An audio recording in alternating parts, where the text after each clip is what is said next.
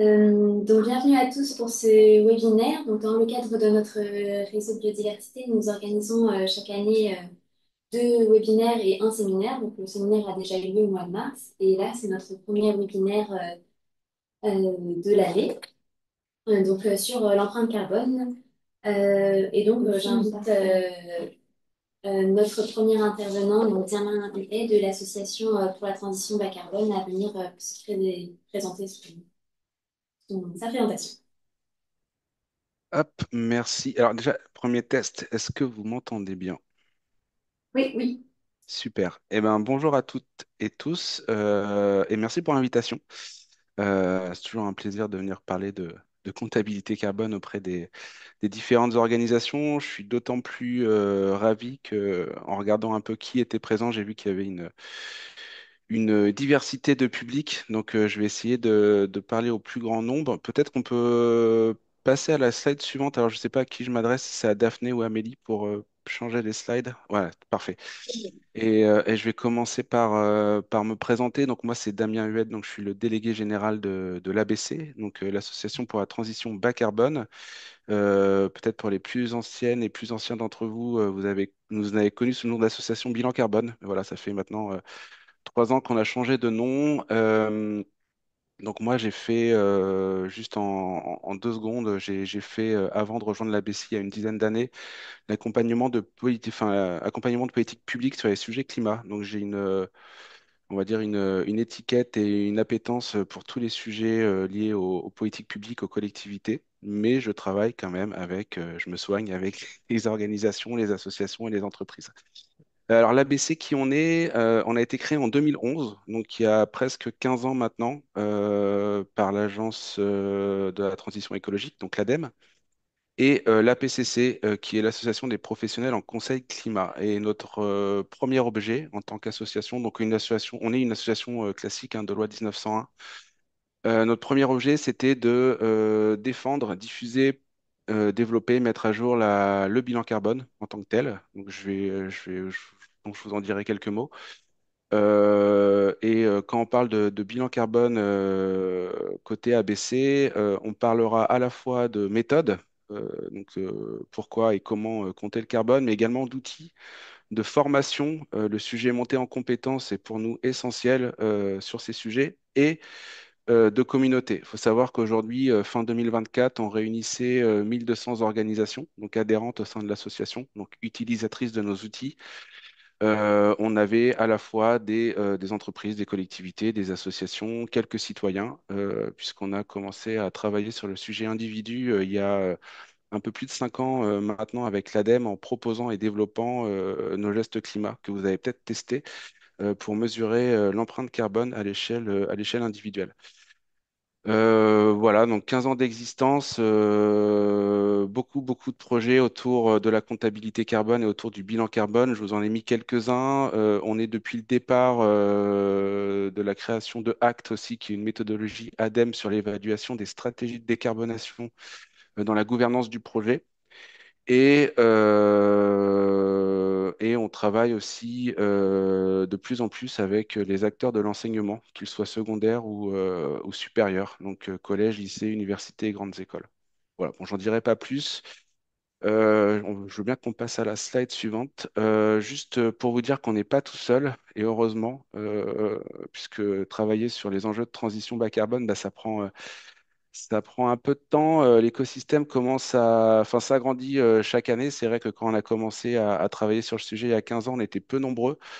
Mais aujourd'hui, on est plutôt bien organisé et on a en gros 5 grands acteurs qui travaillent au service de la transition, en tout cas qui gravitent autour de nous. On a bien sûr l'ADEME et l'État sur un certain nombre de sujets, notamment de législation, mais on y reviendra avec l'intervenante suivante. On travaille beaucoup avec les experts du carbone, donc notamment avec les associations de professionnels, donc, que ce soit la Fédération Sinov ou l'Association des professionnels en conseil climat. Depuis quelques années maintenant, on est en lien assez direct avec BPI France, puisqu'il propose un dispositif d'accompagnement financier sur ces sujets. Peut-être que vous aurez des questions sur ce sujet, je pourrais y répondre avec grand plaisir. Et du coup, ce réseau d'acteurs, alors c'est pas, j'ai cité les cinq principaux, hein, mais en fait, on est beaucoup plus nombreux et on a un certain nombre de ressources et de lettres d'information qu'on met à disposition. Je vous ai mis des liens sur les transparents, voilà, donc n'hésitez pas à aller faire un tour. Voilà, donc je vais commencer ma présentation après cette introduction. Je sais que je parle beaucoup, mais je vais essayer de tenir dans les 20 minutes. Si on peut passer à la slide suivante. Euh, Super. Alors pourquoi compter le carbone? Il y a à notre sens deux raisons évidentes. Alors, je vais pas faire un cours, hein, c'est pas l'objet de la présentation sur le changement climatique, le lien entre émissions, énergie, etc. Mais toujours rappeler quand même que, il y a deux grands sujets, deux grandes raisons pourquoi on compte le carbone. Il y a le premier, c'est anticiper la transition. Donc, on peut passer à la slide suivante. Et anticiper la transition, c'est mieux que de la subir et ça veut dire un certain nombre de choses en tant qu'organisation, en tant qu'individu, en tant que représentant d'institutions publiques, d'États, etc. C'est d'abord de limiter ses impacts sur le changement climatique. C'est ce qui est implicitement entendu hein, quand on parle de bilan, bilan d'émissions de gaz à effet de serre, de bilan carbone, c'est de compter le carbone pour estimer ses émissions afin de les prioriser et de les réduire. J'y reviendrai, hein, mais la finalité hein, de la comptabilité et de l'empreinte, pour nous, ça reste la réduction des émissions. Alors, voilà, ça peut paraître bateau à dire, mais c'est toujours bien de le rappeler. Donc ça, c'est la première raison et le premier, on va dire, le premier volet de l'anticipation de la transition. Le deuxième, c'est... Alors, pardon, je suis désolé, je vais juste revenir un peu en arrière, s'il vous plaît. Je parle beaucoup, mais je vais accélérer après. Il y a un enjeu aussi d'anticiper les impacts économiques de la nécessaire disparition ou raréfaction des énergies fossiles. Et quand on parle de bilan d'émissions de gaz à effet de serre, souvent est lié à ce bilan, un bilan finalement de dépendance à nos consommations d'énergie. C'est d'autant plus important aujourd'hui quand on parle de souveraineté énergétique, de dépendance des territoires par rapport aux énergies, etc. Il faut savoir que quand on travaille la comptabilité carbone, on travaille aussi notre dépendance et notre vulnérabilité aux enjeux de cette nécessaire disparition des énergies fossiles dans nos modes de consommation. Et puis après, je vous ai mis deux raisons autres, mais qui sont importantes hein, et que vous ayez en tête, c'est anticiper un certain nombre de freins qui pourraient apparaître sur des activités carbonées, ce qu'on appelle le coût de l'inaction. Alors ça peut être via des réglementations, via des taxes, et l'idée c'est de derrière se poser la question, en fait, est-ce que mon activité en tant qu'organisation, en tant qu'entreprise, finalement, est-ce qu'elle est viable dans un monde décarboné? Alors souvent, la réponse à cette réponse aujourd'hui en 2025, c'est non, parce qu'on est encore tous malheureusement accros et dépendants aux énergies fossiles. Mais l'idée, c'est vraiment de réfléchir à son modèle économique derrière et à ses actions. Donc anticiper les freins, ciblant les activités carbonées. Et du coup renforcer sa résilience aussi face à cette nouvelle donne en fait. Voilà. Donc ça c'est le premier point qui est voilà anticiper la transition et le deuxième point sur lequel on insiste beaucoup à l'ABC. Alors quand je dis à l'ABC là on peut passer à la slide suivante par contre c'est cette notion de compter pour agir. C'est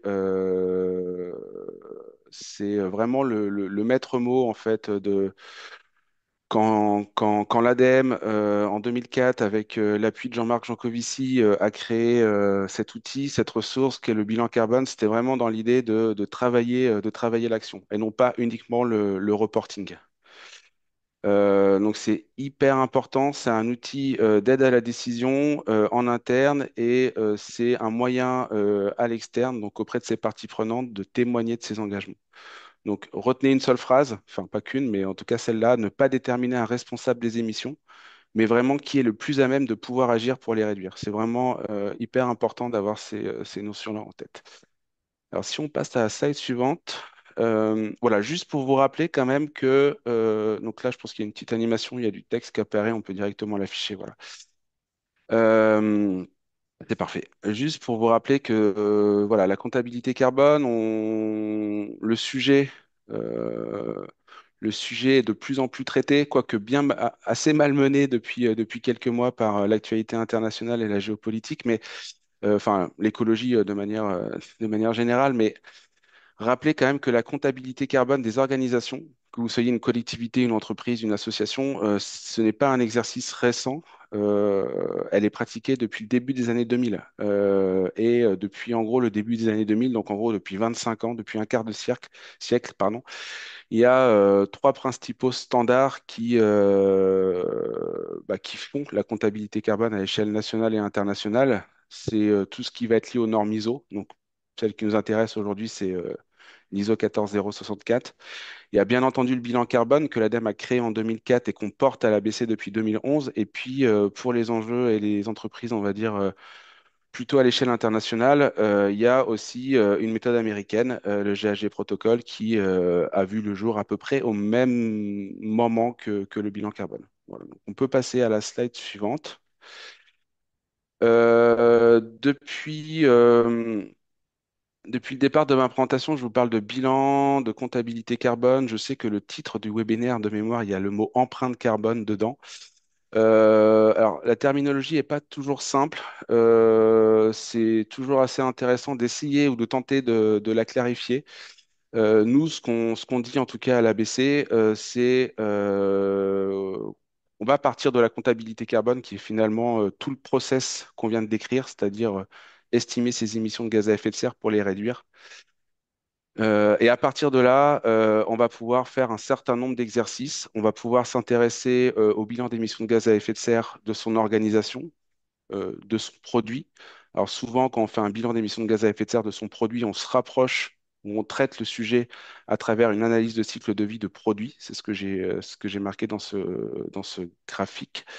On peut aussi s'intéresser à l'échelle individuelle. Alors bien sûr, là, j'ai cité nos gestes climat, mais on est deux ou trois acteurs à porter le sujet. En tout cas, en France, il y a l'équivalent de nos gestes climat côté carbone 4 qui est MyCO2, voire un travail un peu similaire avec les ateliers d'automne sur ces sujets. Et pardon, excusez-moi, je vais y arriver, il y a mon ordinateur qui bug, mais ça va être bon. Et puis il y a la partie territoire quand on est une collectivité, finalement, on est à la fois intéressé par la partie organisation et par la partie activité de mon territoire.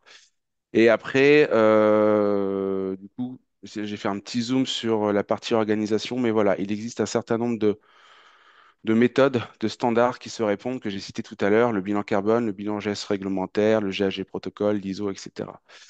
Ce qui compte, c'est d'avoir vraiment une vision exhaustive de ces émissions pour à la fois déterminer sa responsabilité en termes d'émissions de gaz à effet de serre, mais aussi sa dépendance, et notamment sa dépendance aux énergies fossiles. Si je fais un petit zoom sur ce qui intéresse plus particulièrement l'ABC, c'est-à-dire le standard bilan carbone, bah ça, je l'ai déjà précisé. 2004, création du bilan carbone par l'ADEME, porté en 2011 enfin depuis 2011 par l'ABC. Et je rappelle aussi que quand on parle de bilan carbone, alors déjà, il y a un petit R. Je tiens quand même à le repréciser, mais c'est une marque déposée par l'ADEME puis par l'ABC, donc qui inclut un certain nombre d'outils, de ressources, dont la méthode, les outils et les formations. Voilà, donc c'est bien de le rappeler, même si le terme bilan carbone, et on en est les premiers conscients, est de plus en plus utilisé dans le langage courant. En tout cas, pour nous et notre communauté, ça signifie bien respecter un certain nombre de principes méthodologiques. Et donc, si on passe à la slide suivante, donc parfait. En gros, depuis 2004, donc depuis 20 ans, il y a 9 versions du bilan carbone qui se sont succédées. Nous sommes à la version 9, la version 2025 du bilan carbone pardon, excusez-moi, travaillé pendant 2 ans et qui est en vigueur, enfin qui est rentré en vigueur début 2025. Alors quand on parle succession de méthodes, c'est souvent pour préciser des étapes, pour en ajouter, pour les améliorer, aussi pour potentiellement des fois travailler des enjeux purement méthodologiques de calcul. Mais en gros, aujourd'hui, quand vous faites un bilan carbone, vous avez six grandes étapes obligatoires et une volontaire. Et je le précise parce que celle-ci, elle est hyper importante. Vous avez bien, alors je vais essayer de ne pas rentrer trop dans le détail, mais en gros, vous avez bien sûr une étape de cadrage pour définir votre périmètre, de savoir qu'est-ce que vous allez finalement compter, est-ce que vous allez prendre en compte, est-ce que vous travaillez par exemple à l'échelle de l'organisation, sur quelle année, à l'échelle d'un projet, etc. Donc cadrage et périmètre. Il y a une étape hyper importante pour nous qu'on a renforcée, c'est tout ce qui est l'enjeu de mobilisation. On parlait beaucoup de sensibilisation pendant des années sur ces sujets, comment mieux sensibiliser les collaborateurs, les collaboratrices, les parties prenantes, etc. Bah voilà, là on a accéléré un petit peu et on passe à la mobilisation pour les rendre acteurs finalement bah, d'actions de réduction. Bien sûr, il y a une étape de comptabilisation. C'est souvent l'étape qui est, entre guillemets, la plus évidente. Souvent, quand on dit j'ai réalisé mon bilan carbone, les gens pensent tout de suite au calcul, aux chiffres, aux résultats associés au bilan carbone. Voilà, donc c'est souvent, on va dire, l'étape centrale et c'est en plus peut-être sûrement une des étapes les plus longues puisqu'elle comprend la partie collecte de données. Et la partie collecte de données, des fois, peut être, notamment quand c'est un premier exercice, peut être mobilisatrice ou en tout cas peut prendre pas mal de temps à l'organisation qui le fait. Une étape qu'on a renforcée aussi et qui est importante, on a le mesurer pour agir. En fait, depuis toujours, le bilan carbone en tant que tel inclut un plan d'action et là, on a renforcé en 2025 cette notion de plan d'action pour en faire des véritables plans de transition avec des objectifs de réduction associés et aussi des trajectoires de réduction. Voilà, vous avez un point de départ, vous avez votre premier bilan, vous avez un certain nombre d'objectifs, vous savez où vous devez aller et vous avez la possibilité de réaliser des bilans donc sur la partie comptable à intervalles réguliers pour suivre cette trajectoire et ces différents objectifs. La partie restitution, elle est hyper importante puisque ça va nous permettre de mobiliser un certain nombre d'acteurs, notamment bah, tout ce qui va se situer soit en amont, soit en aval de votre chaîne de valeur. Donc le fait de publier et de communiquer montre aussi votre engagement sur ces sujets. Euh, Gardez en tête hein, qu'un bilan carbone doit être évaluable et c'est pour ça qu'on a ajouté une septième étape volontaire qui est celle de l'évaluation de l'exercice, puisqu'on s'est rendu compte, et c'est une demande aussi de la part de notre communauté, de collectivités, d'entreprises, etc., que bah, se poser la question finalement de la qualité de l'exercice, la qualité de l'inventaire.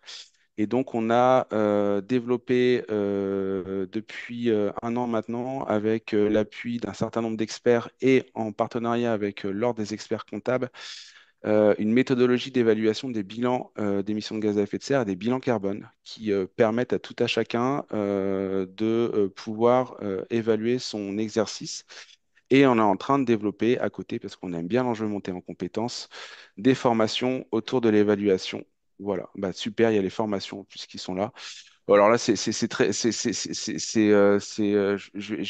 vais les citer assez rapidement, mais en fait, aujourd'hui, on considère à l'ABC, enfin, c'est même pas qu'on considère, c'est qu'on impose aux personnes qui souhaitent réaliser des bilans carbone de se former. Alors, le niveau de formation et de compétences associées à la réalisation de l'exercice va dépendre du niveau de maturité de votre organisation sur le sujet climat. Et va dépendre aussi si vous souhaitez internaliser ou externaliser la réalisation de ce bilan. Nous, on propose sur notre site internet, par exemple, un annuaire de prestataires formés et habilités à réaliser des bilans carbone, mais on a aussi un certain nombre d'adhérents qui réalisent directement en interne cet exercice. Donc voilà, enfin, les deux sont possibles. Retenir quand même que bah, dans tous les cas, il faut se former sur ces sujets, parce que ça reste un sujet relativement complexe et scientifique avec pas mal de notions d'ordre méthodologique. Alors, je vois les questions apparaître, je me permets de dérouler et j'essaierai d'y répondre après. Rapidement là-dessus, on propose également à l'ABC un certain nombre d'outils. Historiquement, je pense que vous avez peut-être tous vu passer dans vos mails ou autres nos tableurs Excel. Donc, historiquement, c'est un tableur maître Excel qui existe toujours parce qu'il a le mérite de la transparence. Et depuis 2 ans maintenant, on propose une plateforme web qui est le bilan Carbone Plus et qu'on propose à nos adhérents. Et alors je sais qu'il y a, il y a quelques associations parmi le public de ce webinaire qu'on est en train d'adapter aussi pour les associations, mais je vais y revenir. Voilà, donc là vous avez, je ne vais pas forcément, voilà, c'est un résumé, mais en gros je vous ai dit l'essentiel. Alors, comme on était sur sur un webinaire FNE, ça me semblait important de vous présenter un travail, un programme de travail qu'on mène depuis, enfin qu'on mène pas depuis, mais qu'on mène sur 3 ans depuis l'année dernière avec un mouvement, le mouvement Tilt, qui est un mouvement qui a pour objectif d'accélérer l'impact de la philanthropie au service des transitions des associations. Donc c'est vraiment des acteurs de la philanthropie qui mettent leurs moyens pour accompagner les associations pour réussir leur transition. Alors c'est vrai que aujourd'hui on parle d'empreinte carbone. Voilà, nous on est très focus sur le climat, mais on n'oublie pas, et je pense que c'est important de le rappeler, que le climat est une des 9 limites planétaires, mais c'est pas la seule. Donc voilà, aujourd'hui c'est le focus. Voilà, je dis ça, je mets ça de côté, mais c'est parce qu'on a des réflexions aussi sur les autres enjeux, et les autres limites planétaires avec le mouvement Tilt. Et donc, qu'est-ce qu'on a fait avec eux? En fait, on a la méthode bilan carbone que je vous ai présentée très très rapidement, qui est générique, avec des outils qui sont génériques.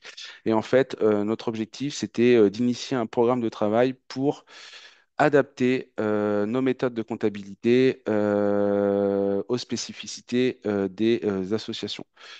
Voilà, donc du coup, alors c'est passé un peu vite, mais c'est pas grave, vous aurez compris l'essentiel, sachant que derrière, donc la méthode, elle est disponible, je vous ai mis les liens, elle est disponible à la fois sur le site de la méthode bilan carbone. Alors je vous rappelle, c'est vrai que je ne l'ai pas forcément dit, mais le site, la méthode bilan carbone est accessible librement. On vous a mis le lien ici, hein, c'est bilancarbone-méthode.com. Je crois que si Victor, tu es là, tu peux peut-être mettre le lien, y compris le lien en direct sur l'annexe dédiée aux associations. Mais en tout cas, la méthode est libre, elle est consultable gratuitement et elle est pensée comme dynamique, c'est-à-dire qu'on a arrêté le format PDF pour en faire un format wiki, ce qui nous permet de la faire évoluer de façon assez simple en cas de besoin. Et cette approche sectorielle, on l'a aussi intégrée dans une ressource qui est pour nous importante, alors là, qui ne s'adresse pas uniquement aux associations, mais vraiment à tout le monde, qui est le plan carbone général, qui est pour nous un peu comme un livre de recettes, c'est-à-dire que c'est pas forcément une nouvelle méthode, c'est plutôt les bonnes pratiques associées aux méthodes pour mieux compter, pour mieux définir son plan d'action, etc., etc.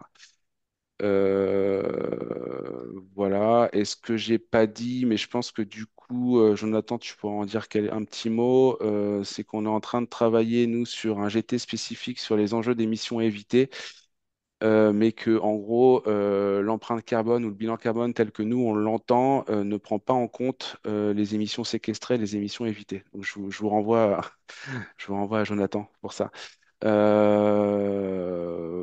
Voilà, donc, et pour conclure, je ne sais pas si je suis dans les temps ou pas, ou si je parle trop. Amélie, je ne sais pas comment ça se passe.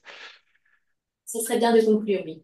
Ouais, et ben alors je conclue rapidement. Voilà, juste pour ce qui est important d'avoir en tête, c'est que la méthode que vous allez choisir, les outils que vous allez choisir, au final, derrière, il y a une question qui est hyper importante en amont, c'est quelle est la finalité de l'exercice de comptabilité que je vais réaliser?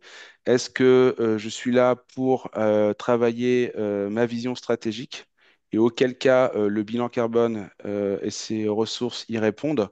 C'est en gros, je vais prendre l'ensemble des émissions de gaz à effet de serre de mon activité. J'ai vu qu'il y avait une notion de scope dans les questions, mais en tout cas, le bilan carbone n'a pas de notion de scope en tant que tel. C'est vraiment l'idée d'être exhaustif sur le périmètre. Ou alors, la deuxième, et les deux sont pas incompatibles, c'est plutôt un objectif de transparence ou de reporting. Et là, vous avez des méthodes qui vous permettent de travailler uniquement la partie responsabilité. Et l'avantage, c'est que les outils du bilan carbone permettent de mutualiser les deux approches. Et je vais m'arrêter là parce que je pense que j'ai dépassé mon temps de parole. Eh bien, c'est très bien. Merci, Damien. Donc, on va passer aux questions. Si certains ont des questions et donc veulent rallumer leur micro et leur caméra pour questionner par rapport à ce que Damien vient de nous dire. Sachant que dans le chat, on a le temps que d'éventuelles personnes lèvent la main en direct. On a une personne qui demandait à ce qu'on clarifie le terme de reporting, s'il te plaît. Ah, bah Damien. c'est reporting, c'est pour dire rapportage. Non, mais c'est vraiment l'idée entre guillemets, de communiquer des résultats de façon transparente. Enfin, c'est vraiment l'idée dans des rapports développement durable ou des rapports d'activité, communiquer ces résultats, ces exercices de bilan. Et souvent, en fait, ces exercices de rapportage sont faits uniquement sur ce qu'on sait le mieux compter. Donc, en gros, ça va être sur tout ce qui va être responsabilité directe, donc ce qu'on appelle scope 1 et scope 2.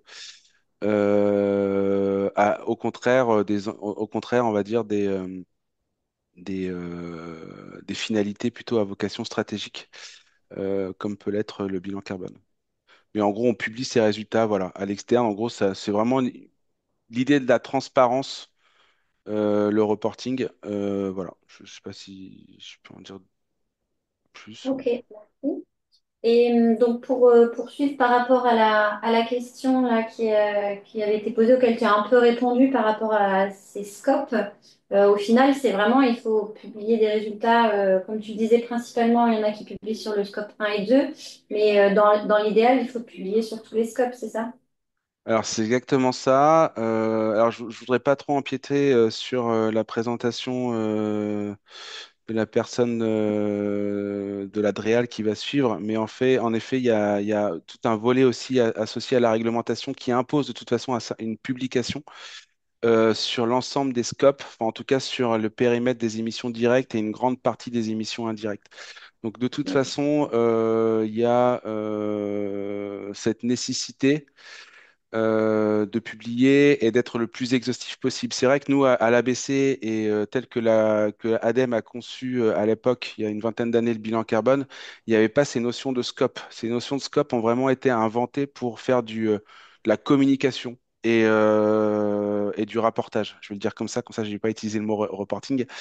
Nous, on se dit, bah, finalement, peu importe que ce soit du scope 1, du scope 2, du scope 3, limite, ça ne devrait même pas exister. Ce qui compte, c'est de prendre en compte l'ensemble des émissions de gaz à effet de serre dont vous êtes responsable et dépendant. D'accord. J'ai une question complémentaire. Connaissez-vous d'autres possibilités pour aider les associations à faire leur bilan carbone ou équivalent, notamment par exemple une fédération nationale sportive mais qui a peu de moyens? En gros, combien ça coûte à des associations, tout ça? Victor, tu t'étais là? Tu veux répondre sur des précisions sur Tilt ou Bah, c'est effectivement une bonne possibilité, c'est de contacter le mouvement Tilt, qui peut accompagner des promotions d'associations.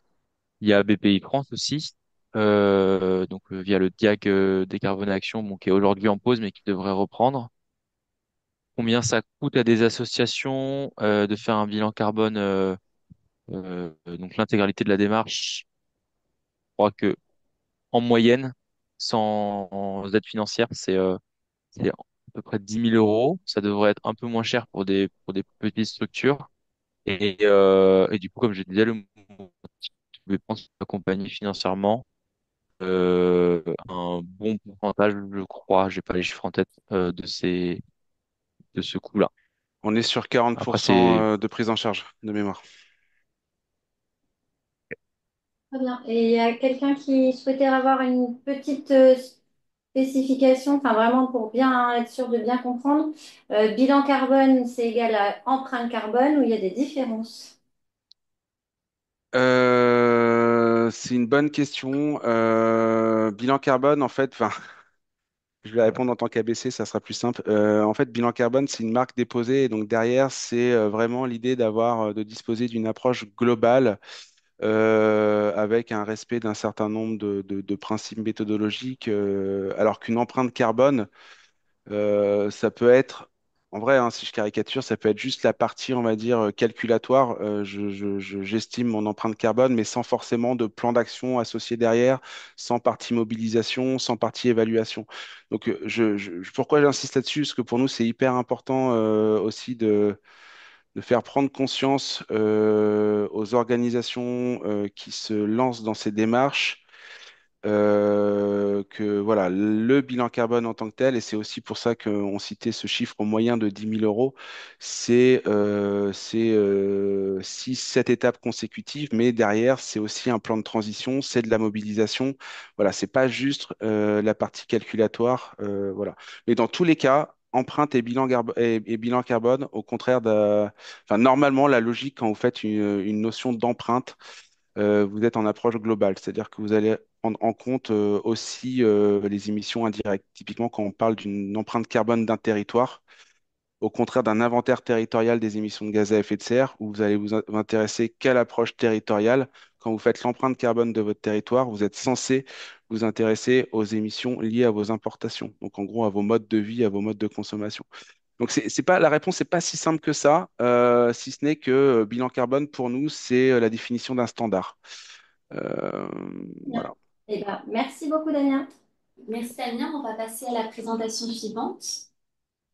J'accueille Saronto qui va nous présenter le bilan d'émissions de gaz à effet de serre et la label bas carbone. Bonjour, vous m'entendez bien? Oui, tout à bien. fait. Donc, bonjour mesdames et messieurs. Donc, je vais donc vous présenter le dispositif bilan d'émissions de gaz à effet de serre et le label bas carbone.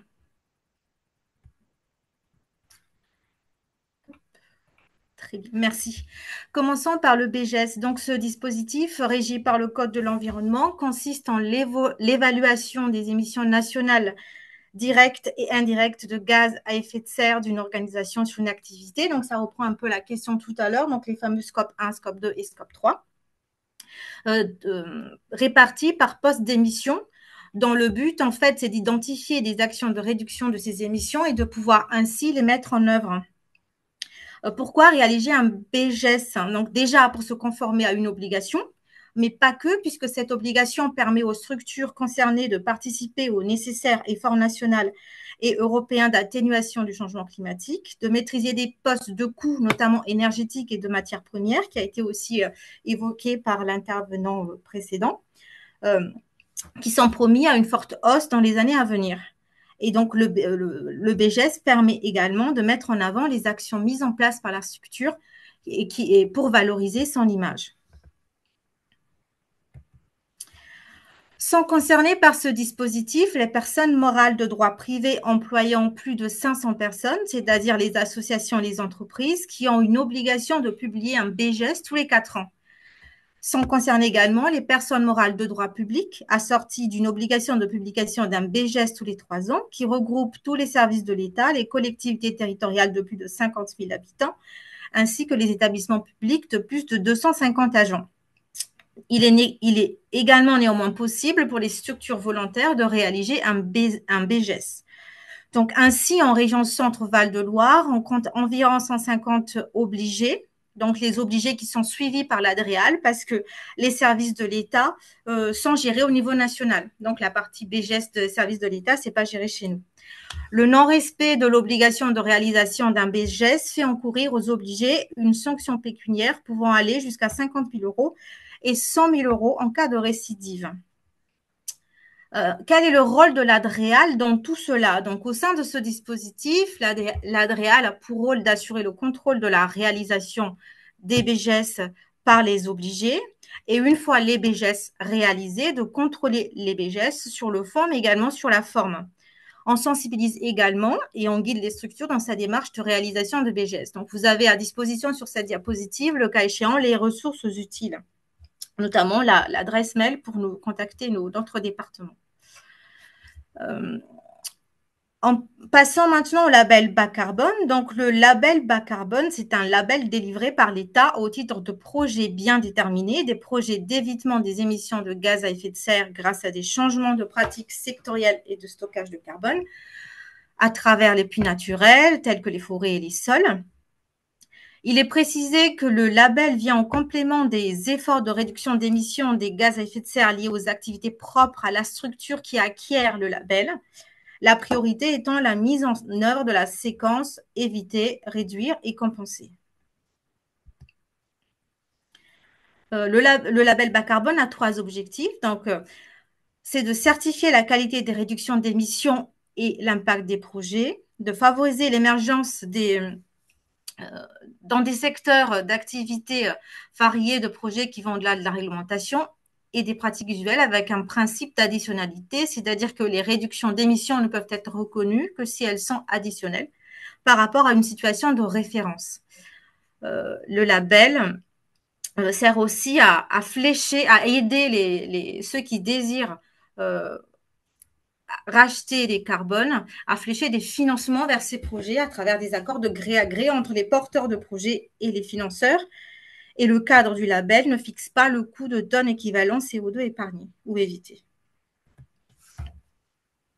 Si on passe à la diapositive d'après, donc comment fonctionne ce label? Donc les porteurs de projets ou leurs mandataires, donc personnes physiques ou morales, déposent leur dossier de demande sur démarche simplifiée. Les dossiers doivent répondre aux attendus des méthodes approuvées par le ministère de la Transition écologique. À l'heure actuelle, il existe 15 méthodes approuvées dans ces secteurs, donc l'agriculture, le bâtiment, la forêt, le transport, les zones humides et l'aménagement urbain. Et sur cette diapositive, vous avez le lien vers les différentes méthodes.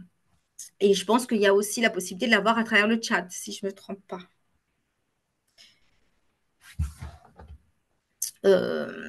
Du coup, donc comment dirais-je, les actions de l'ADREAL. Donc, on instruit, comme j'ai dit tout à l'heure, les dossiers de demande de labellisation qui aboutissent ou non à une décision de labellisation. Par la suite, les réductions d'émissions sont vérifiées par un auditeur indépendant, donc à la fin des projets, dans la durée définie par les différentes méthodes. Exception faite des projets forestiers, puisque l'audit intervient après 5 ans, compte tenu de la durée plus longue de ces projets, qui est d'environ 30 ans. Selon les conclusions de l'audit, après, il y aura une décision de vérification. Donc, cette décision de vérification consiste à attribuer des réductions d'émissions à un projet. Et après, s'ensuit une décision de reconnaissance qui, ce coup-ci, flèche le bénéficiaire, donc notamment celui qui est l'acquéreur des réductions et précise la part de réduction qui lui est attribuée. Depuis le début du dispositif, donc environ depuis 2020, on peut dénombrer 246 projets et sous-projets labellisés en région centre. Donc pourquoi sous-projets? Parce qu'on peut aussi avoir des projets collectifs en plus des projets individuels. Et dans chaque projet collectif, on a plusieurs sous-projets. Donc parmi ces 246 projets, on a à peu près 58% de projets de grande culture, donc à travers notamment l'optimisation des pratiques agricoles par l'augmentation de la quantité de la biomasse restituée pour les couverts végétaux ou l'optimisation de l'alimentation animale, et environ 30% de projets forestiers, donc de boisement et de reconstitution de peuplements forestiers dégradés. Cette diapositive vous donne à voir la localisation de la totalité des projets labellisés en région. Donc, vous voyez que c'est quand même plus ou moins concentré plutôt vers le... On va dire qu'il y a plutôt... c'est plutôt le Cher qui est un peu en retrait, mais c'est quand même plus ou moins bien réparti dans les autres départements. Et donc, sur cette diapositive et celle d'après, vous avez des exemples de projets labellisés. Donc, sur chaque slide, vous avez la précision des réductions d'émissions potentielles ainsi que les co-bénéfices introduites par notamment la méthode Boisement. Donc, il y a aussi cette notion de co-bénéfice au-delà du fait de, de, de, de réduire ou d'atténuer les émissions de gaz à effet de serre. Donc, pour les deux projets qui sont cités ici en exemple, on peut voir qu'il y a des bénéfices socio-économiques, notamment à travers l'intégration par l'emploi ou l'impact du projet sur l'économie locale. Également des co-bénéfices œuvrant à l'introduction ou à la préservation de la biodiversité et aussi pour la préservation des sols. Et le projet juste après, donc sur voilà, on peut aussi voir qu'il existe aussi des co-bénéfices sur l'eau, notamment à travers la prise en compte de milieux aquatiques ou humides et ou à l'amélioration de la qualité de l'eau.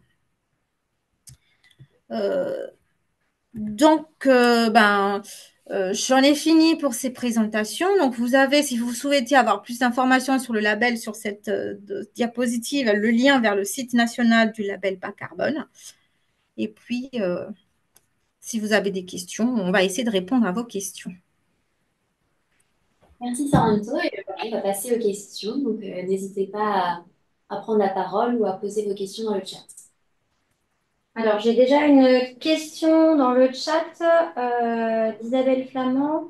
Les zones humides sont-elles prises en compte, elles sont prises en compte dans le sol comme puits de carbone? Enfin, sont-elles prises en compte comme puits de carbone? Et après, vous avez un peu répondu, j'ai l'impression, avec le dernier projet présenté en disant qu'il y avait des liens avec les milieux humides. Mais est-ce que vous pouvez nous en dire plus par rapport à ça? Alors, sauf erreur de ma part, et je laisse ma collègue qui est aussi en ligne réagir au besoin, mais il me semble qu'il n'y a pas de méthode qui labellise les zones humides. Mais peut-être que j'ai raté quelque chose. Je n'ai pas, Élise, tu me confirmes, il n'y a pas de méthode sur les zones humides. En tout cas, pas dans notre région, parce qu'il y a certaines méthodes qui sont applicables dans d'autres régions, mais pas chez nous en tout cas.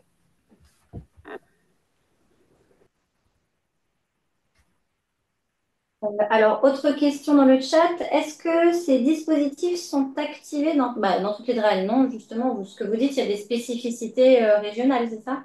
Alors, le label bas carbone et le bilan de gaz à effet de serre, ça concerne toutes les régions. Le BGS, c'est une obligation des obligés des entités que j'ai abordées, que j'ai présentées dans toutes les régions. Donc, il n'y a pas de. Après, pour le label bas carbone, c'est pareil, c'est aussi appliqué à toutes les régions. Tous les projets dans chaque région sont labellisables et c'est l'Adrial qui porte cette labellisation. Mais comme a précisé Elise tout à l'heure, il y a des spécificités par rapport aux régions. Donc, il y a des méthodes qui sont applicables dans certaines régions, mais pas dans toutes, du fait que c'est lié aux spécificités régionales. Je ne sais pas si ça répond à la question. Alors, on peut se poser des questions sur le fait qu'il n'y ait pas de méthodologie en région centre sur les zones humides, puisqu'on a quand même des zones humides. Puis, comment ça évolue dans le temps Alors, les méthodologies, pour vous donner la réponse, c'est pas nous qui définissons les méthodes. C'est les professionnels qui proposent des méthodes, qui les proposent au ministère pour validation. Et une fois validé, ça devient une méthode nationale. Mais ce n'est pas l'État qui propose les méthodes. D'accord. Ok. Donc là, dans le chat, il y en a qui disent qu'il faudrait voir avec le pôle relais Tourbière ou avec le Forum des marais atlantiques. Est-ce que ces acteurs-là pourraient être légitimes pour proposer des méthodes à faire remonter à l'État? Il n'y a pas de, sauf erreur de ma part, et encore une fois, Alice, je te laisse réagir, mais sur la proposition de méthode, il n'y a pas d'acteur limite, en fait. Donc, Non, et alors il y a bien une méthode Tourbière qui est en cours de construction, mais après, voilà, nous, de notre côté, on n'en sait pas plus sur le stade. Ok. Donc, il y a quelque chose dans les tuyaux, mais ce n'est pas encore opérationnel. C'est ça. Ok, j'ai une autre question. On peut toujours revendre et acheter du carbone?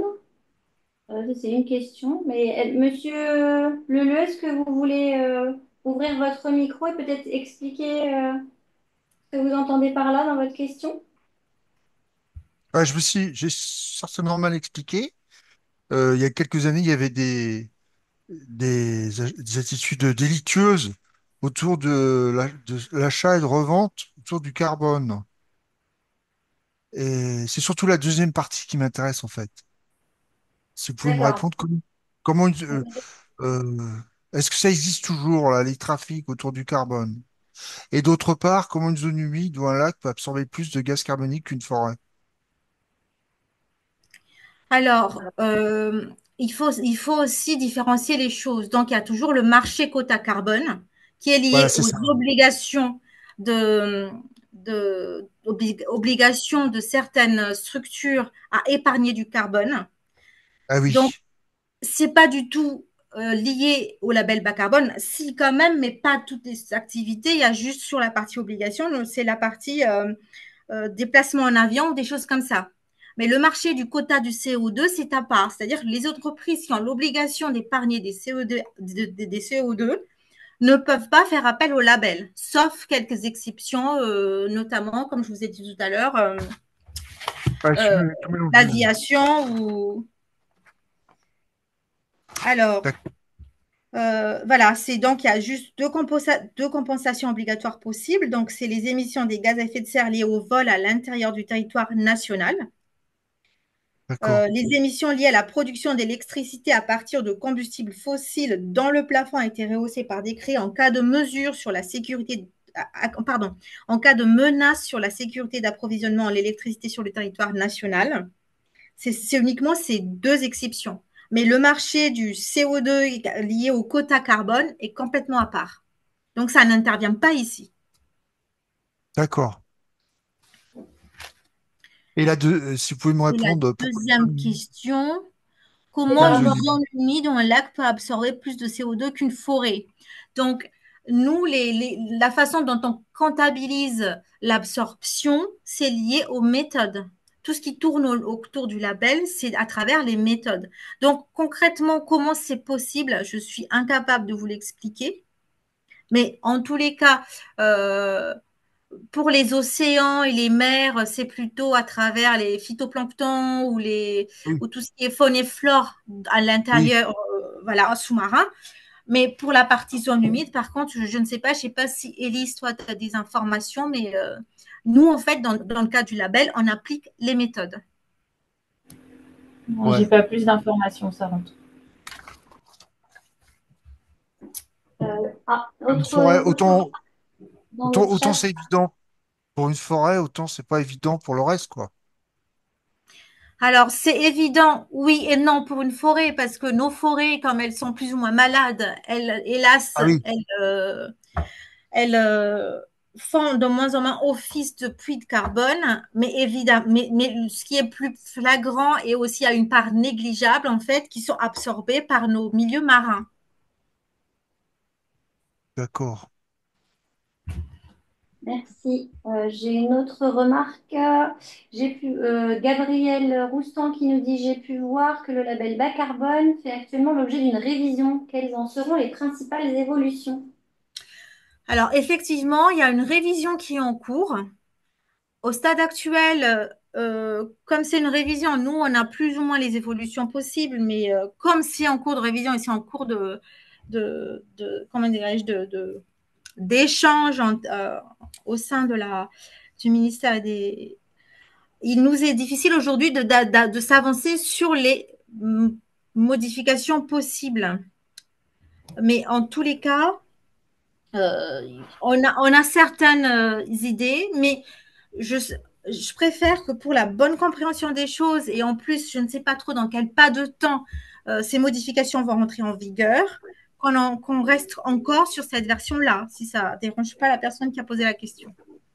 Si je peux juste me permettre, le décret, enfin le projet de décret et le projet d'arrêté liés au label bas carbone sont en cours de consultation publique. Je pourrais vous mettre le lien si vous voulez dans le chat. Alors voilà, comme le disait Saranto, c'est un projet, donc ça ne veut pas dire que ces mesures vont entrer en vigueur, mais ça peut vous donner une idée déjà de ce qui est prévu. Ok, super. Bah, on est preneur du lien. Merci beaucoup.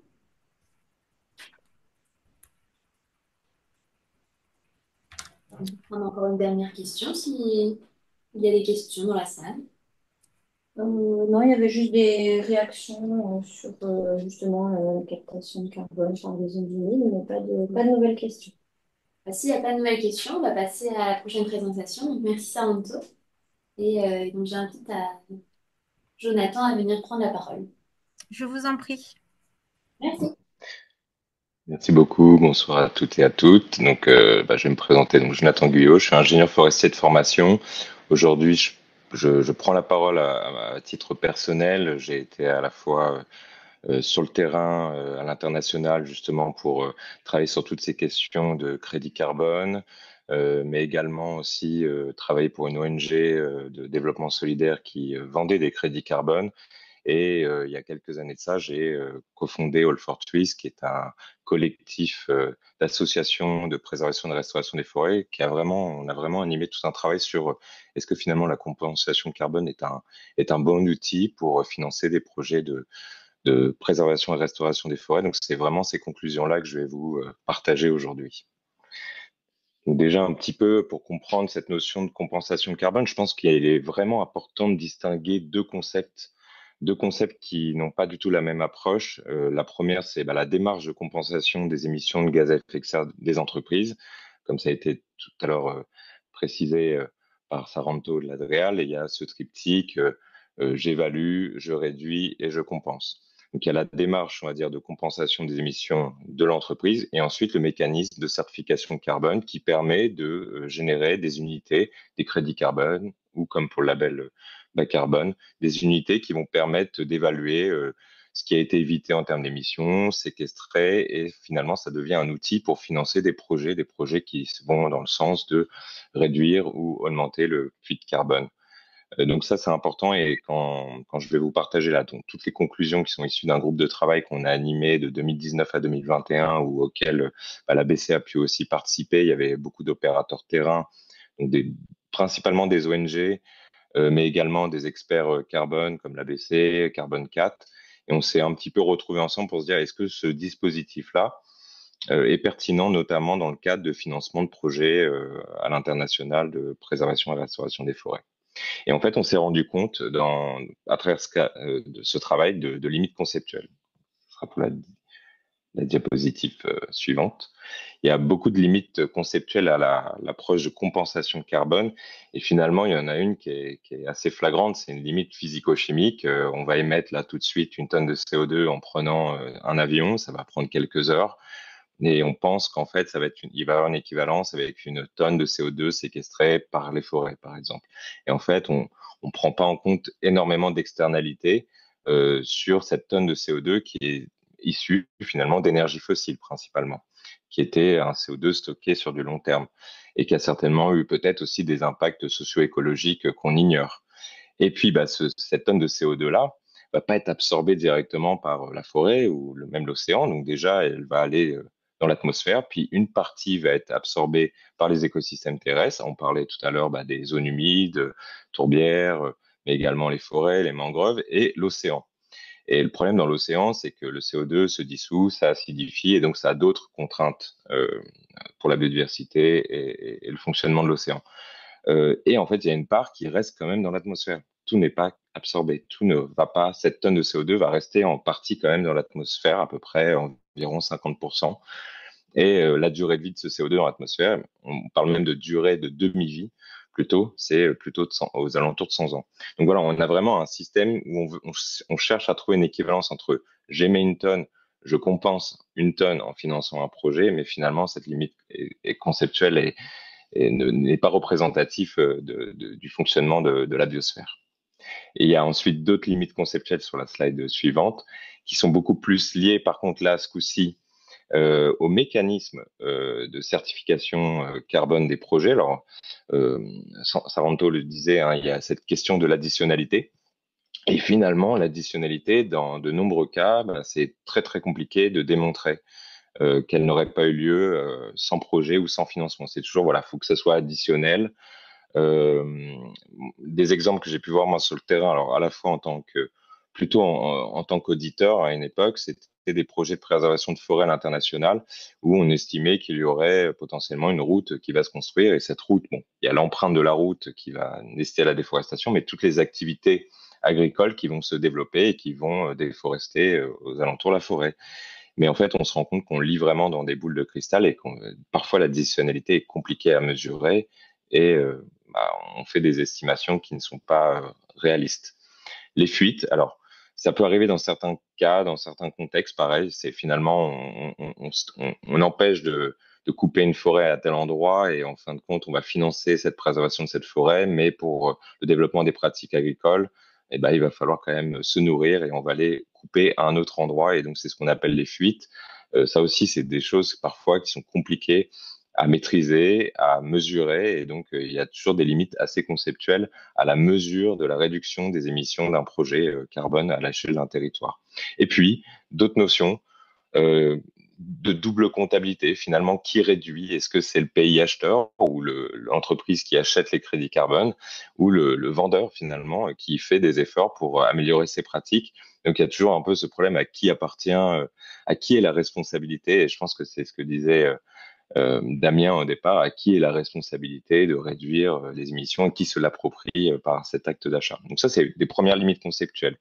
Ensuite, si on tombe dans les limites conceptuelles de la démarche de compensation carbone de l'entreprise, en fait, on se rendait compte, alors ça évolue un petit peu aujourd'hui, mais on reste quand même sur des prix carbone qui sont de tonnes de CO2 qui sont quand même relativement bas. Là, on arrive à peu près à 8 euros la tonne selon le dernier état des lieux qui a été réalisé par Info Contribution Climat. On était, il y a encore 3 ans, à 5 euros la tonne. Finalement, on peut s'acheter très rapidement à bas coût finalement des crédits carbone et annuler théoriquement nos émissions. Et finalement, on perd la finalité de l'outil qui était bien aider à financer des projets de transition sur le terrain, mais aussi de donner un prix au carbone pour que ça soit incitatif pour que l'entreprise se dise bah, j'ai tout intérêt à aussi réduire mes émissions. Et puisque, comme le disait Damien en introduction, c'est la priorité, c'est de réduire, mesurer, réduire. Et donc, en fait, avec un coût carbone qui est bas, un marché, c'est devenu une commodité, bah, ce n'est pas du tout incitatif à réduire ses émissions. Et puis, on crée une illusion d'un droit à émettre. J'ai oublié un R dans ma présentation, puisque bah, très rapidement, certaines entreprises se sont dites neutres en carbone. On pouvait nous proposer des vols en avion neutres en carbone. On se dit, bah, c'est pas grave, j'ai jamais, mais tout est compensé. Donc, ça peut créer une inhibition de l'action. Et ensuite, sur la limite des démarches de mécanisme, le mécanisme propre, autre point aussi sur la démarche de compensation carbone, pardon, que j'oubliais, c'est que beaucoup d'entreprises, à un moment, ça s'est un petit peu calmé, mais il y a eu beaucoup de greenwashing à un moment, de neutre en carbone, de neutralité carbone. Toutes les entreprises, même de l'aviation, se disaient neutre en carbone. Le problème, c'est on ne savait pas à quel niveau ils avaient mesuré. Est-ce que c'était surtout leur scope d'émission? Est-ce qu'ils avaient un vrai plan de réduction? Est-ce que entre une entreprise qui se dit neutre et l'autre, ils ont la même exigence de réduction des émissions? Et ensuite, à quel coût ils compensent? À quel coût ils achètent des crédits carbone? Est-ce que c'est à 1 euro la tonne? Est-ce que c'est à 20, 30 euros la tonne, comme sur certains projets du label bas carbone? Et donc, finalement, on pouvait pas comparer les entreprises entre elles parce qu'il n'y a pas vraiment de standard qui englobe tous ces aspects-là.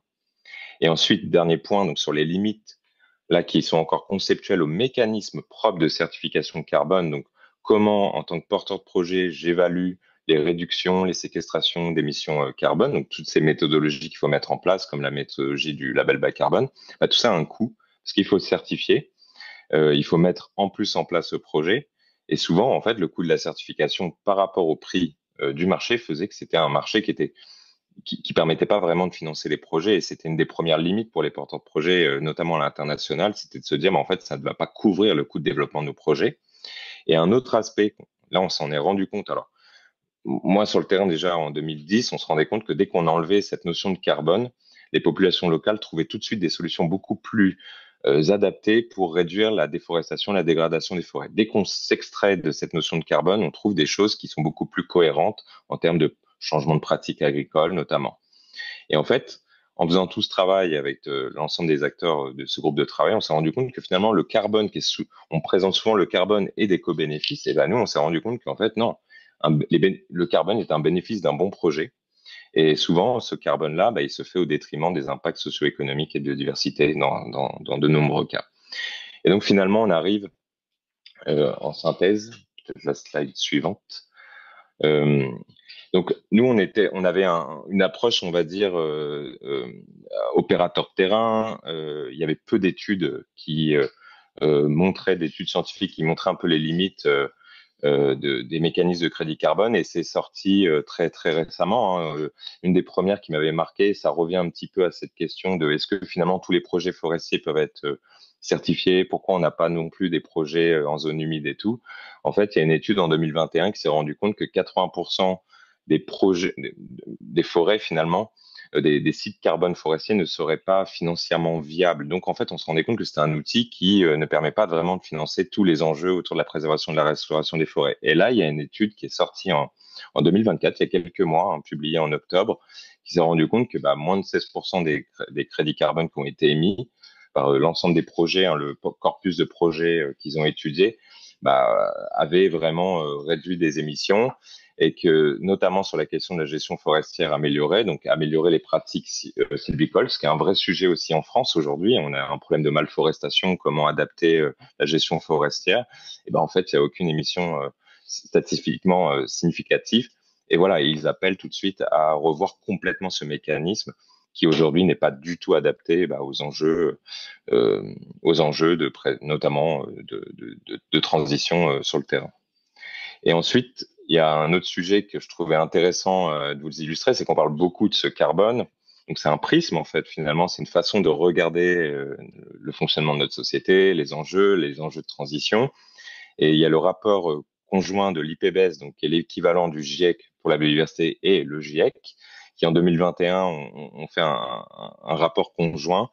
Et on voit en haut du graphique que les actions climat en rouge ont des impacts négatifs sur la biodiversité. Et on voit qu'il y a beaucoup plus d'impacts négatifs sur la biodiversité, contrairement à la partie du bas où les projets, les actions en faveur de la biodiversité ont en grande majorité plus d'impacts positifs sur la question climatique, et inversement un petit peu moins. En fait, on se rend compte que finalement, avec une lecture purement carbone, on passe complètement à côté de certaines solutions si on regarde le sujet complètement de manière systémique.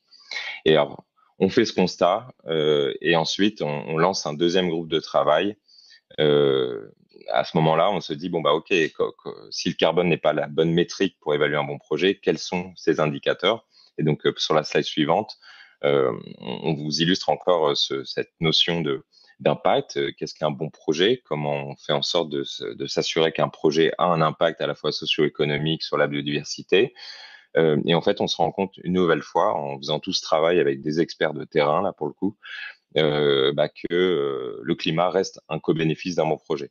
Donc, c'est pas forcément nécessaire de mesurer le tonne de CO2 carbone, ça devient presque une métrique qui se déduit d'autres indicateurs plutôt en lien avec la biodiversité notamment.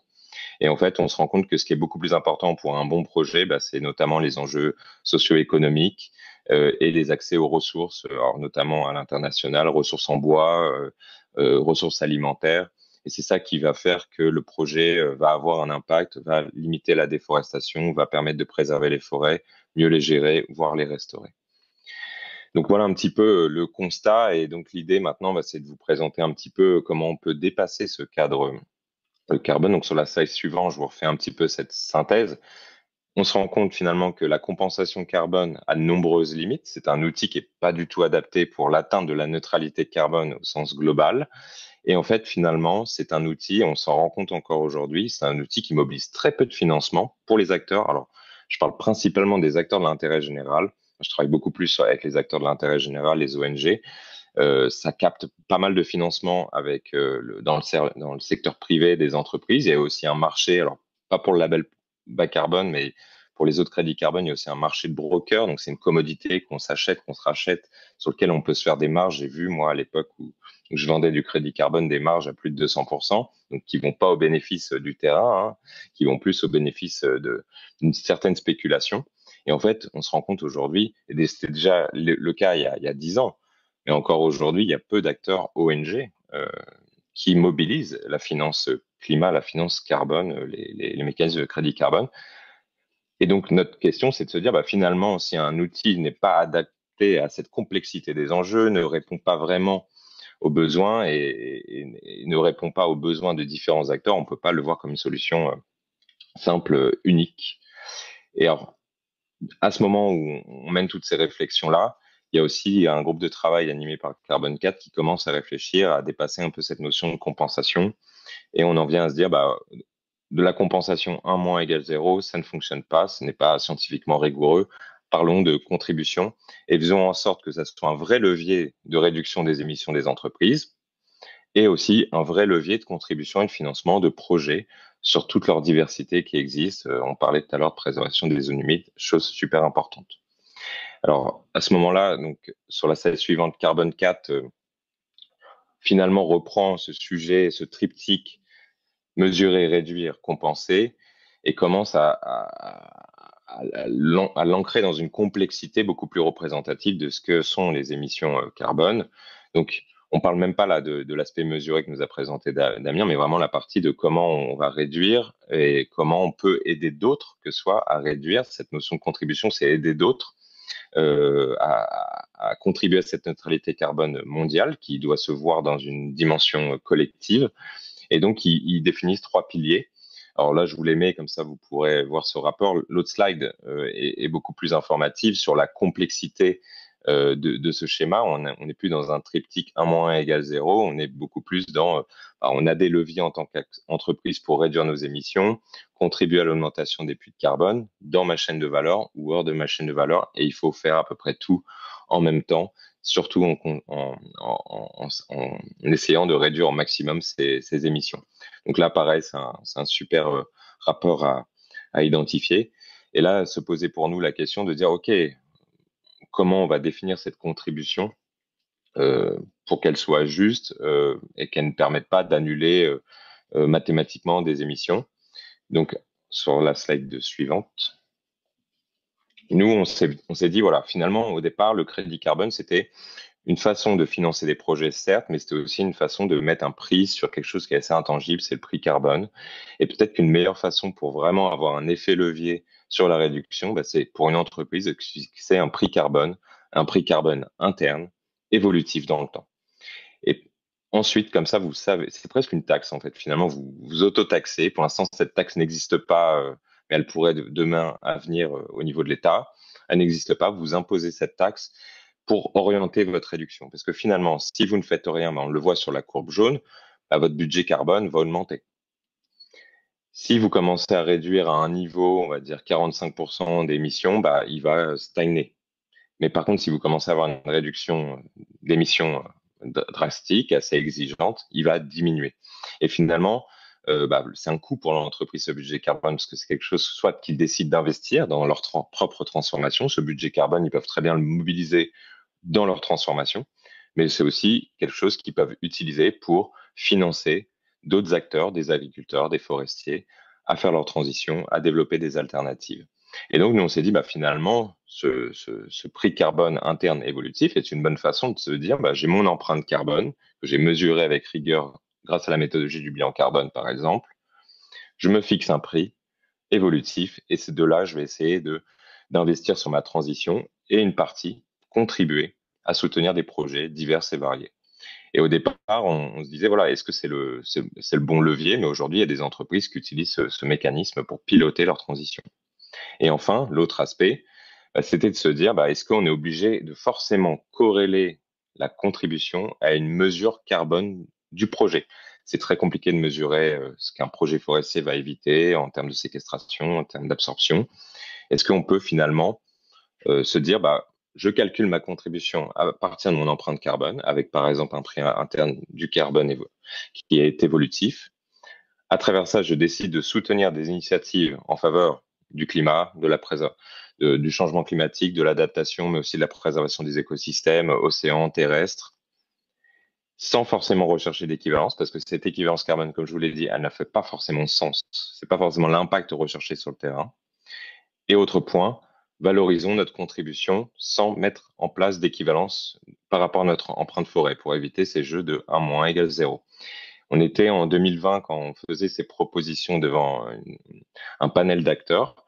Il y avait, on va dire, certaines peut-être réticence même du côté des ONG qui se disaient, mais finalement, les entreprises ont toujours besoin d'une certaine métrique, de certains indicateurs pour se dire, est-ce que ce que je finance a vraiment un impact? Est-ce que ça a vraiment permis de séquestrer du carbone?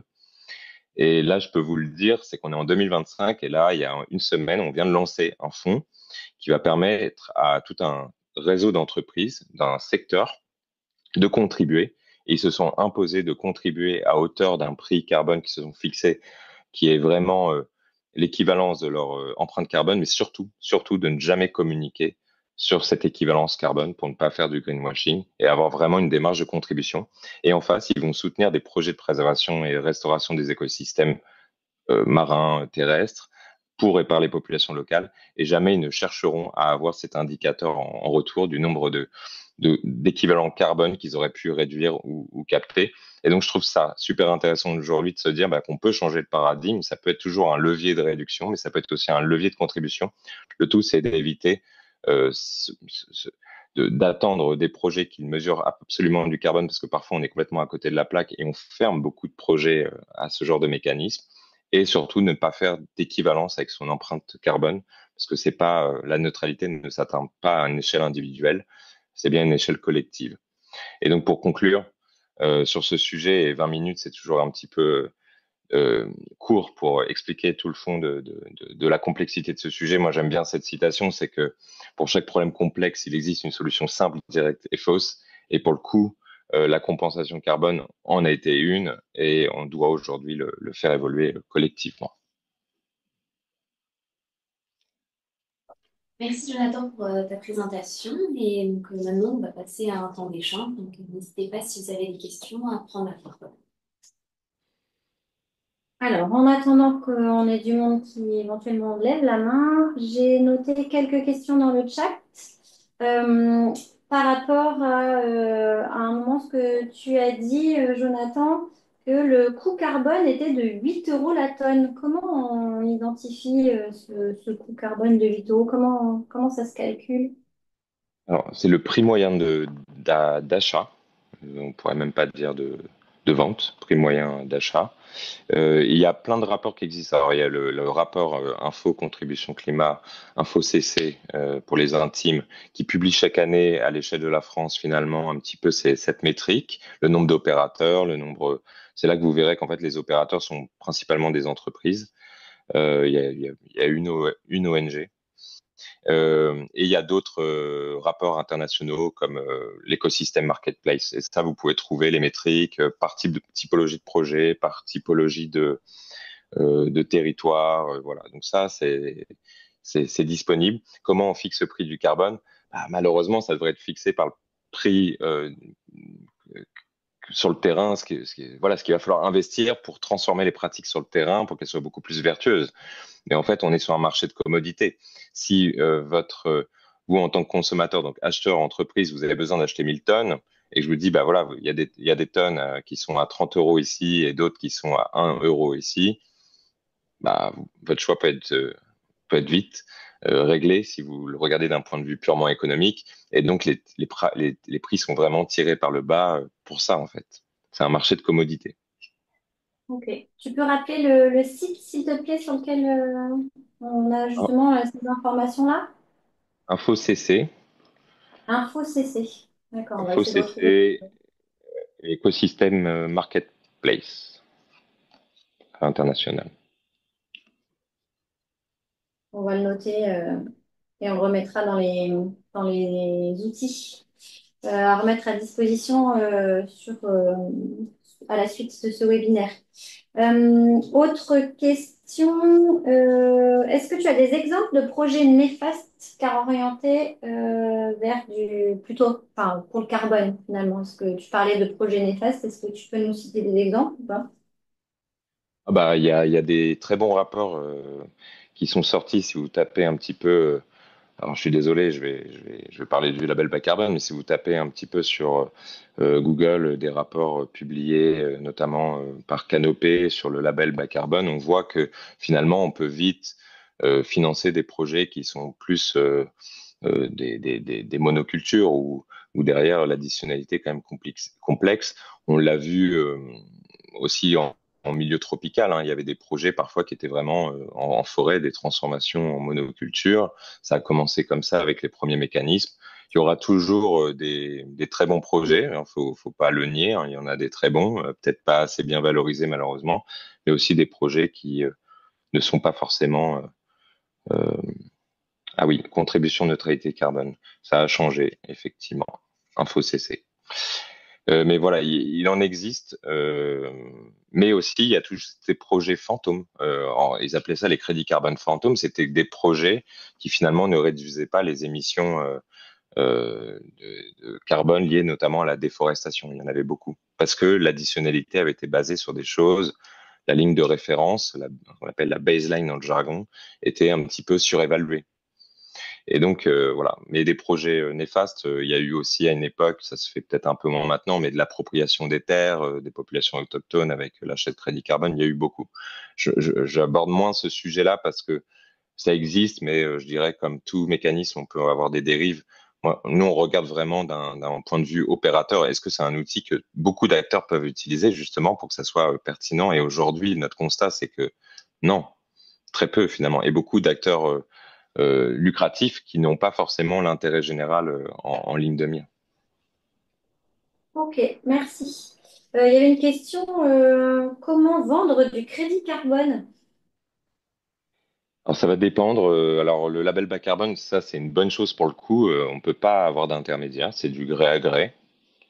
Et donc il faut trouver l'acheteur. Des fois, il y a forcément des cabinets de conseil qui vont pouvoir vous aiguiller. Mais sinon, il y avait beaucoup, et à l'époque, moi, je gérais une plateforme d'intermédiation, alors portée par une ONG avec des prix qui étaient élevés. On peut avoir des acheteurs intermédiaires. Et donc c'est pour ça aussi, en fait, des fois, les crédits carbone, avant d'être annulés, avant d'être sortis du marché par l'acheteur final, bah, ils peuvent passer entre deux et trois, quatre mains, et à chaque fois avec des commissions et des marges. Et ça, c'est compliqué à suivre. Donc, c'était. eh, en- en- j'ai commencé sur ce sujet-là en 2010 et en 2012, j'étais appelé par pas mal d'ONG pour justement faire des diagnostics sur leurs projets sur différents territoires, que ce soit Madagascar, aussi en Amérique latine, Pérou, ou des choses comme ça sur est-ce qu'on peut accéder à la finance climat via les crédits carbone. Et en fait, on se rendait compte, bah, il y a toute la complexité de certifier un projet, mais ensuite, il y a toute la complexité de vendre, parce que c'est un métier, en fait, quelque part, d'aller vendre des crédits carbone, d'être au contact des entreprises, des acheteurs. Et donc, souvent, on est obligé de passer par des intermédiaires. C'est beaucoup plus simple. D'accord, très bien. Il y a une question aussi sur le fonds de financement, les structures qui s'engagent à contribuer financièrement sans communiquer. Est-ce que tu peux rappeler le nom de son?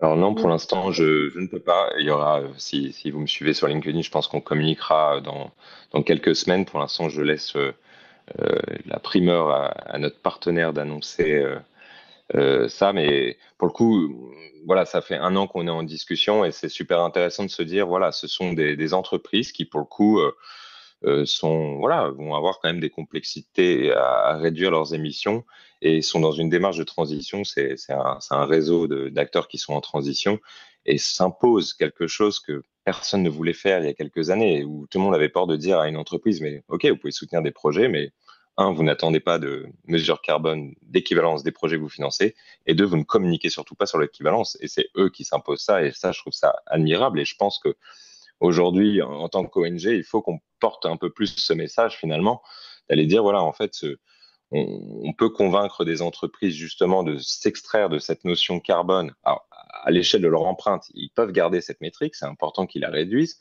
mais après, dans le financement de projets, et justement, pouvoir financer des projets de préservation des tourbières, comme on l'a vu tout à l'heure, qui sont essentiels pour la biodiversité, essentiels pour le climat, de transition agricole, euh, et peut-être que ça rendra finalement et de s'accompagner d'acteurs sérieux, c'est-à-dire que les acteurs font de l'évaluation d'impact. Là, les indicateurs que je vous ai présentés, ce sont vraiment des porteurs de projets qui aujourd'hui opérationnalisent cette évaluation d'impact, mais eux, pour garantir que leur projet fonctionne bien, ils n'ont pas besoin de carbone, ils ont besoin d'autres métriques qui sont beaucoup plus pertinentes, notamment socio-économiques. Et ça, vaut mieux financer ça que de la mesure carbone qui ne dit rien d'un bon ou d'un mauvais projet. Merci pour cette réponse. Il y avait une question vis-à-vis d'une de tes slides qui montrait des indicateurs. Est-ce que tu peux préciser quels sont ces indicateurs? Alors, je n'ai plus en tête la slide, mais peut-être que tu peux lire. Ouais. Euh, donc là, sur les indicateurs, ils sont sur trois piliers. Et l'idée, c'était vraiment de se dire, voilà, qu'est-ce qui va être pertinent à mesurer en termes d'impact. Donc vraiment, l'impact, c'est est-ce que je suis en capacité de mesurer les effets de mon projet, qu'ils soient positifs ou négatifs, et surtout d'adapter mes stratégies de comment dire d'intervention. Et en fait, on s'est rendu compte que les ressources et territoires qu'on a regroupés, finalement, vous voyez, ils englobent tout le reste. Et finalement, ce sont les indicateurs un peu plus, les critères, les indicateurs à suivre beaucoup plus pertinents, notamment la ressource en bois d'œuvre et d'énergie, parce que beaucoup de populations à l'international dépendent encore du bois pour se chauffer, et les ressources agricoles et alimentaires, parce qu'on parle de questions de sécurité alimentaire. Et donc, sur les critères, il pouvait y avoir des choses sur euh, la, la, la- les notions de quantité, forcément, notamment en période de sécheresse. Est-ce que toute la période de tuilage des sécheresses, il y a toujours une quantité, une abondance de nourriture, mais en termes de qualité nutritionnelle, donc les questions de diversité. Et donc, est-ce qu'on est en capacité de produire, d'aider que les populations locales produisent une diversité assez résiliente au changement climatique? Après, sur les questions plutôt biodiversité, il y a des critères qui sont beaucoup plus sur la question de la préservation des couvertures d'écosystèmes, on va dire en quantité, la question plutôt surfacique. Après, il va y avoir des choses beaucoup plus en qualité, la diversité intra-spécifique de l'écosystème, parce qu'on peut avoir une forêt en monoculture, on pourrait dire que c'est une forêt, mais ça n'en fait pas une forêt qui a une biodiversité.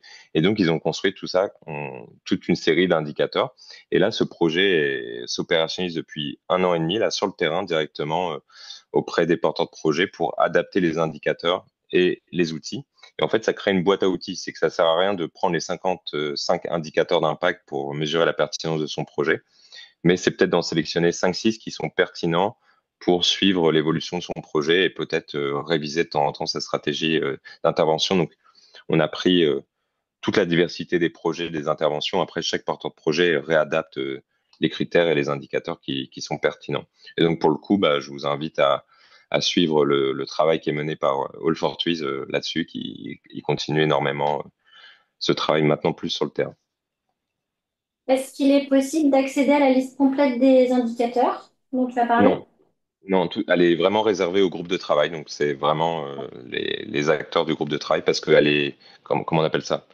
Ça sert à rien de vous fournir des outils si on vous donne pas le mode d'emploi. Donc, ils en sont un petit peu dans cette étape-là, c'est que finalement aujourd'hui, ça serait inutilisable en tant que tel, parce que vous risquerez de tout utiliser. Et il y a peut-être des indicateurs qui sont vraiment pas encore pertinents. Donc là, pour l'instant, c'est à l'état d'un référentiel qui est testé.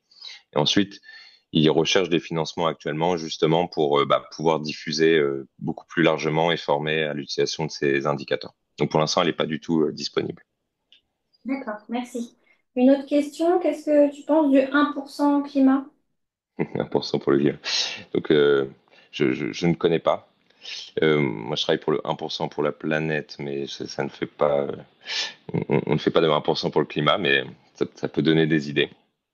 D'engager le 1% pour la planète, c'est intéressant. C'est que finalement, ce sont des entreprises qui s'engagent à hauteur de 1% de leur chiffre d'affaires pour soutenir des associations agréées, donc des associations environnementales. Donc, il y a pas mal d'associations du réseau FNE, notamment, hein, on a plus de 800 associations agréées. Et on est beaucoup plus sur l'approche philanthropique, on est beaucoup plus sur du mécénat. Et en fait, c'est ça que la notion de contribution avec les acteurs, notamment de Fortuise, on pousse vers la philanthropie, vers le mécénat. On n'est pas obligé d'acheter des commodités de crédit carbone. Donc, pourquoi s'obliger à acheter quelque chose alors qu'on peut aussi contribuer, sur lequel il y a aussi des mécanismes de réduction d'impôts permis par l'État. Donc oui, la philanthropie peut être un acteur pour financer la transition climat. Ils le font déjà. Et un chiffre qui est intéressant, c'est que aujourd'hui en France, donc le dernier rapport de Info-Contribution Climat, c'est ça comme ils ont changé, contribution neutralité carbone. Euh, Dans leur dernier rapport état des lieux, ils parlent de 250 millions d'euros de vente de crédit carbone Il faut savoir qu'aujourd'hui, la philanthropie en France, donc tout ce qui est fondation, mécénat, notamment les fondations, le dernier rapport qui vient d'être publié par la Fondation de France, on parle de 17 milliards. Si vous prenez la part juste environnementale, alors c'est le parent pauvre de la philanthropie, un peu moins, les chiffres sont jamais exacts, mais souvent ce qui est utilisé, c'est 3% de la philanthropie. On est déjà à quasiment 500 millions d'euros. Donc il y a beaucoup plus d'argent dans la philanthropie que juste sur les crédits carbone. Donc, il y a peut-être moyen de mobiliser des entreprises au-delà de l'achat de crédits carbone dans leur démarche de mécénat pour soutenir, pour celles qui souhaitent contribuer, et certaines le font déjà, sans forcément avoir besoin de s'afficher neutre en carbone, ce qui est faux, ou de parler d'équivalence carbone. Ils le font déjà, mais à hauteur de 1% de leur chiffre d'affaires, ce qui est énorme pour le coup. Et donc ça, le 1% pour la planète, pour le coup, est un levier philanthropique super intéressant et très engageant pour les entreprises. Pourquoi Mais 1%? Déjà 1% de pourquoi, chiffre d'affaires. pourquoi 1%? J'entends plutôt par la question pourquoi seulement 1%? Oui, bah, si vous avez déjà, si vous gérez une entreprise, vous vous rendrez compte qu'1% de votre chiffre d'affaires, c'est énorme. C'est tout de suite sur vos marges, donc ça reste un engagement fort. Et si vous faites du mécénat, l'État s'engage en termes de réduction d'impôts juste à 0,05% de votre chiffre d'affaires. Donc, si vous êtes à 0,5% pardon, de votre chiffre d'affaires, donc si vous êtes à 1% en mécénat, il y a toute une partie, 0,5% de votre mécénat, qui ne peut pas être déduit de vos impôts. Et si ce n'est pas déduit de vos impôts, ça devient une charge non déductible et donc ça vient même vous pénaliser. Donc, c'est quelque chose qui est fort pour ces entrepreneurs, ces entreprises, de mettre 1% de leur chiffre d'affaires parce qu'ils n'ont aucun intérêt à le faire, ni un avantage, c'est même plus un poids. Donc, c'est déjà énorme, 1%. Ça, on pourrait faire 10, mais c'est déjà énorme. Ok, très bien. Merci. Je crois que j'ai fait le tour des questions qu'il y avait dans le chat. Donc, si jamais d'autres personnes souhaitent poser des questions à l'oral, n'hésitez pas à ouvrir vos micros. Et ça peut être sur cette présentation ou celle d'avant Oui, aussi. parce qu'on va entamer la dernière partie du webinaire et donc avec d'éventuelles questions plus larges si vous avez besoin d'éclaircissement. Mais en tout cas, merci Jonathan pour toutes ces réponses.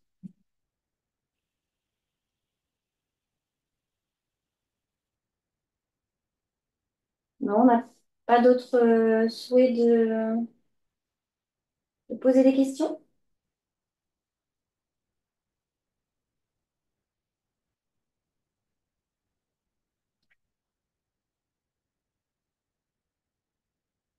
Eh ben, si personne n'est frustré, on va pouvoir conclure et vous remercier à toutes et tous de votre participation à ce webinaire.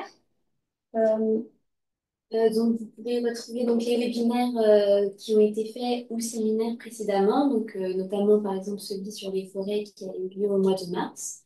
Donc, n'hésitez pas à consulter et vous retrouverez celui-ci d'ici une semaine également sur la chaîne. Et nous avons des prochains webinaires également qui ont lieu donc, le 17 juin, ce sera sur les ripicides et un MOOC qui va sortir la semaine prochaine sur des bâtiments adaptés au changement climatique et économes en eau. Donc, n'hésitez pas si ça vous intéresse. Donc, voici, merci à tous. il ne reste plus qu'à vous souhaiter une bonne fin de journée.